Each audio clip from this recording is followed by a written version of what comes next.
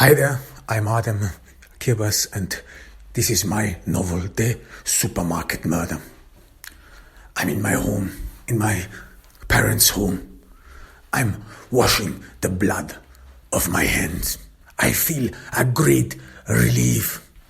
Something inside me has come to rest. I do not think about what happened before. I do not bother myself. I'm thoughtful, but then there is a knocking on the door. I expect him. I expect and who this might be. I open the door and it is Murat. He's infuriated. He's mad. He has drawn his gun. His gun is dangling at his hip, and he is holding his gun tightly. What did you do? He yells at me. What did you do? He does not look at me, and he is mad. And I tell him he was a pedophile. He raped his own daughter. But he was a leheb. He was royalty. You cannot just kill one of them. But they killed an innocent man. They just shot him. And they wanted to use this man, this innocent man, to deflect from their own misdeeds. You know that Mr. Jenkins did not rape Ordu. Murat does not respond. He is thoughtful. These people mean something for many. He interjects. And he is right. The Leheb family, they are important for Ordu, for the economy. But again, yet, should we have looked away? I ask him, have you the slightest idea how many children they have abused? Have you? Have you counted their souls? Murat looks away. His gaze is in the distance. He probably remembers something. But this is not how we solve issues here. He looks at me sternly. Of course I know how things are solved here. Even though if it would have come to an accusation, so to an indictment, Mehmet Leheb would have never seen the inside of a prison cell. They probably would have sent him on his way somewhere on the plateau, would have given him a home and supported him all this time where he gets into hiding from the law, where he hides from the law. There is no solution but then this. You know that he would have walked. I say to Murat, you cannot fool me. I know how things work here. And I look at him sternly. And he again holds his gun tightly. I'm your friend, I utter stoutly and resolutely. You brought me here. You brought me here to investigate into a murder. And that's what I did. I did not bring you here to murder someone. He yells at me. Well, I am just a human being. I was overwhelmed by my emotions. Murat looks at me in bitterness. It was a mistake bringing you here. thoughtful. Why bother about the past anymore? What has been done cannot be undone. Children will breathe in relief. We have saved them. Do not look at me as the villain. I had to do it. You are totally out of your mind. He sneers at me. You totally lost control. I saw this scene. I saw the blood. The blood was all over the place. 2 or 3 blows would have done the job. But you kept beating him. You kept beating him. You did not stop. His head is totally mashed. He's almost unrecognizable. What is wrong with you? Murat asks me. You are losing it. Well, I say, well then, I may have lost it. I may have, but I do not regret anything. You know who I was. You know, and I know what you were trying to do. I'm your friend, and you wanted to fool me. You brought me here because you thought that I would be gullible and that I would condone it because of our friendship. You wanted to take advantage of me. I threw at him. You wanted to take advantage of me. Our friendship means a shit to you.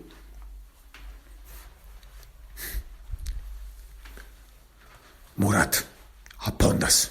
He puts his gun into his holster again. He straightens himself up. And he walks towards me. Stops in front of me. Looks me deep in my eyes. You better leave the country. You better leave it now.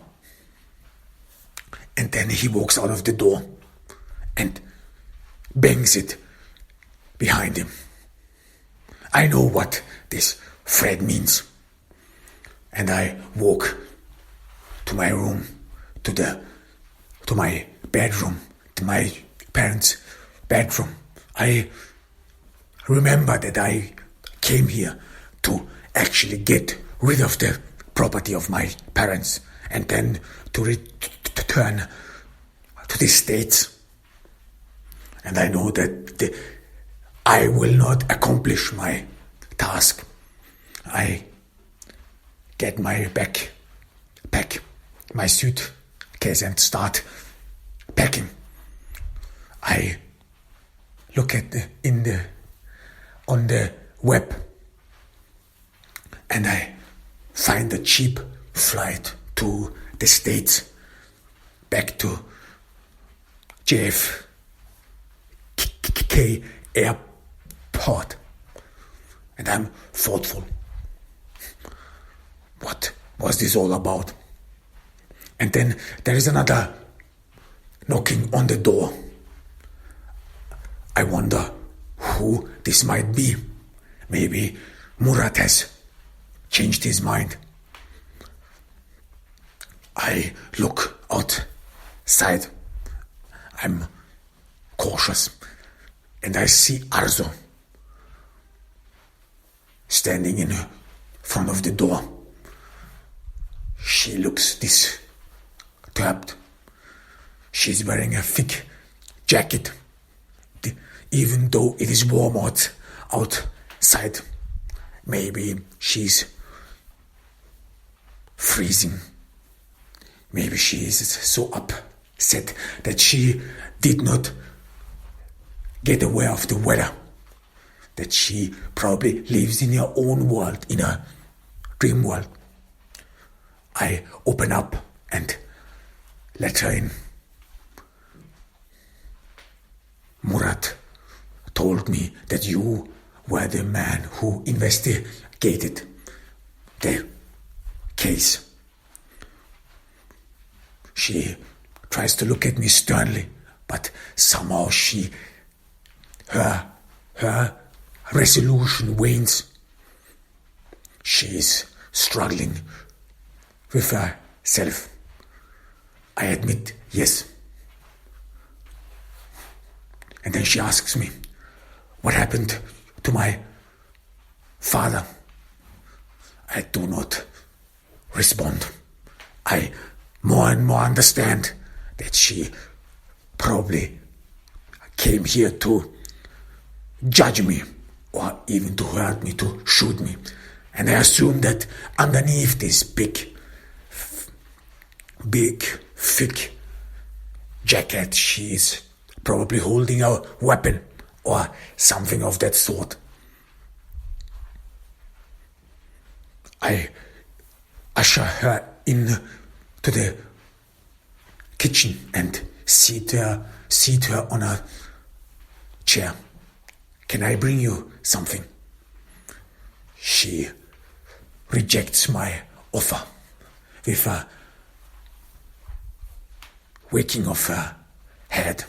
She is not in the mood of any beverage, and she is not in the mood of talking.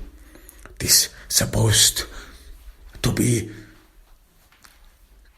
business or business-like. She was supposed to come in, do what she was committed to do, and then leave.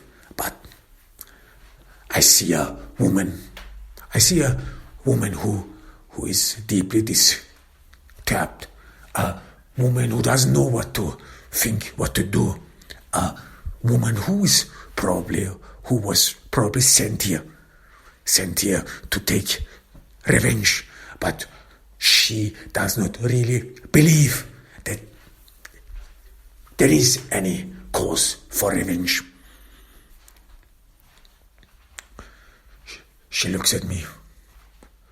My father was innocent. He didn't do anything.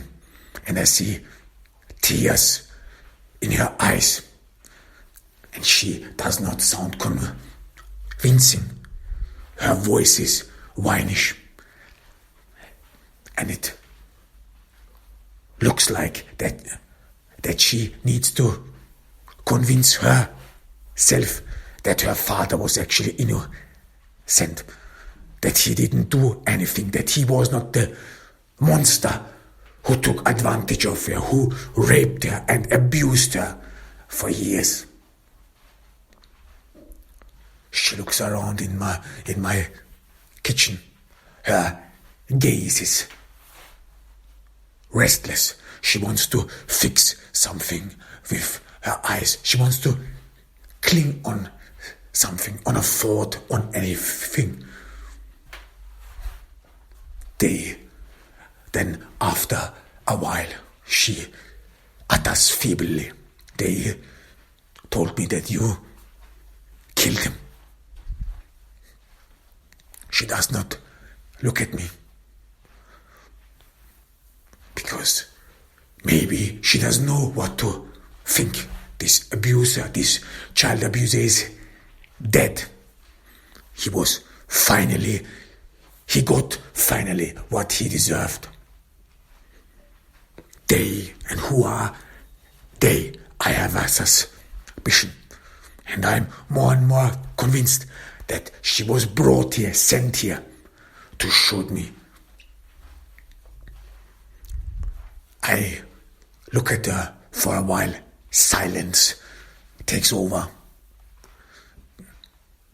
And I say, I saved a lot of people's lives.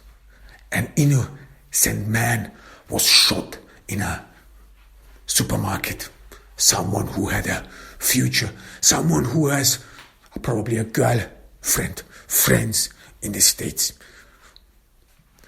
He was shot to cover up the traces of a monster, of a child abuser.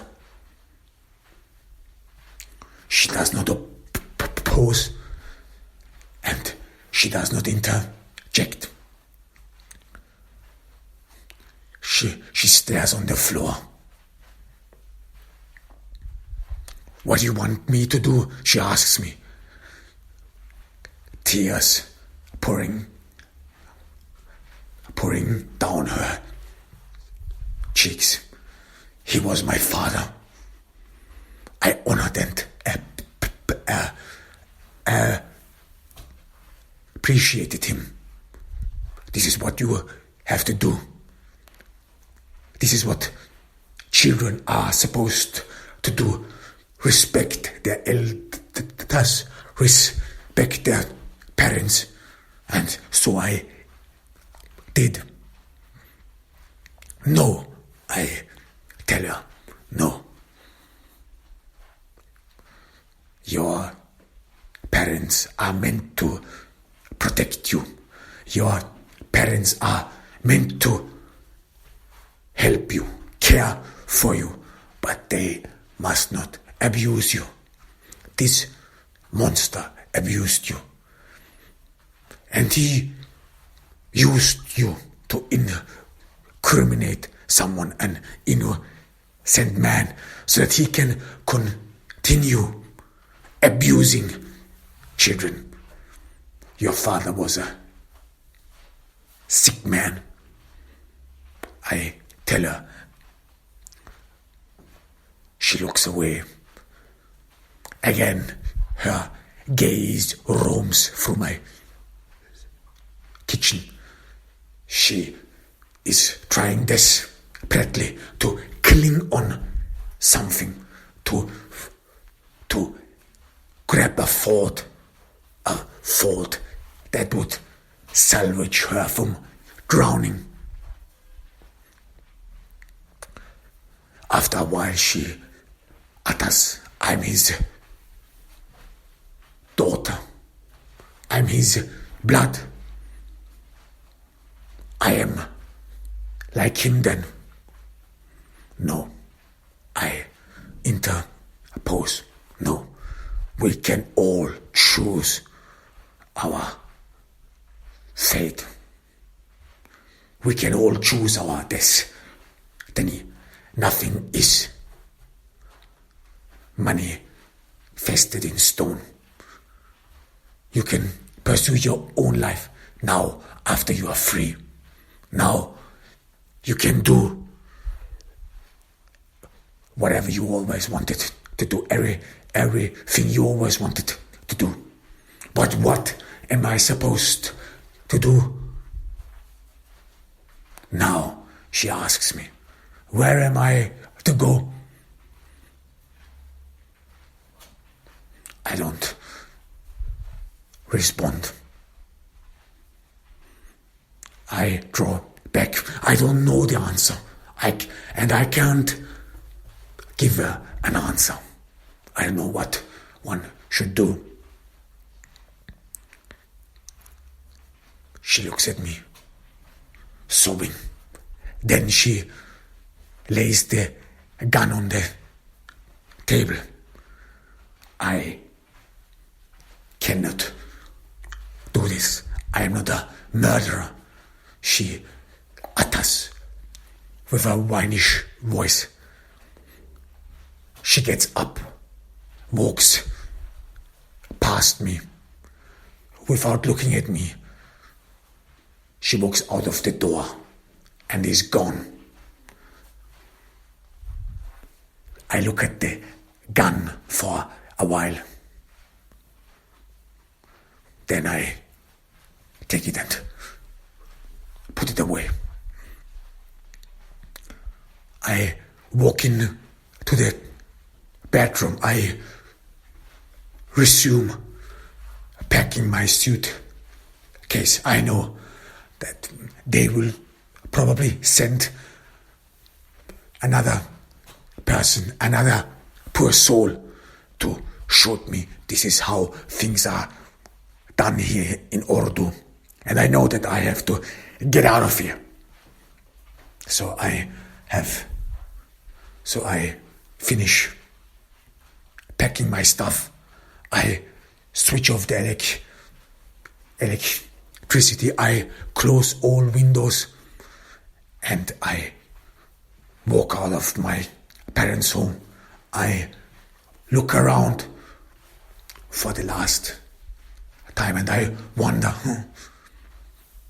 what will come of this place in 10 or 20 years.